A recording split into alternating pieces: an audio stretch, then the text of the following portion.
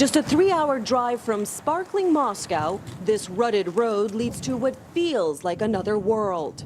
A ghost village frozen in time. No public transportation, no hospitals. Not much of anything or anyone. Tatiana Vasilyevna is one of the few villagers still here, chopping wood to survive the freezing temperatures.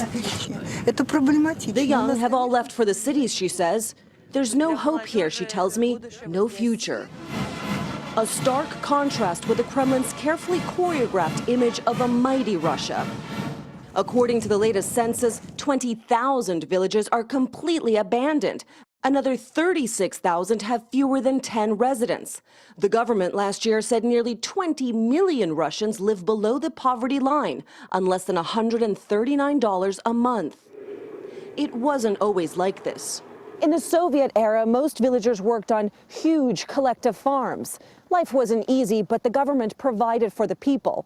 All of that came to an end when the Soviet Union collapsed. Areas like this never recovered. Nadezhda, whose name translates to hope, has little of it left. It would be so good to live like before, she tells me. Under communism, there were plenty of jobs and plenty to eat. Today, she collects cranberries to sell on the side of the road. There are few customers and many hungry nights. But does she blame the government or even sanctions? A patriotic talking point is the response.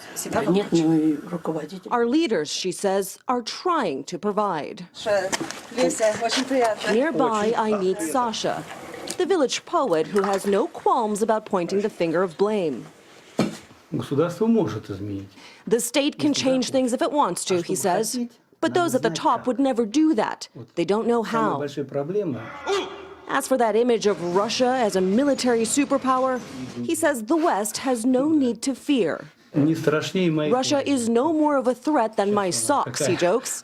You come out here for yourself and see. There's nothing but barns falling apart.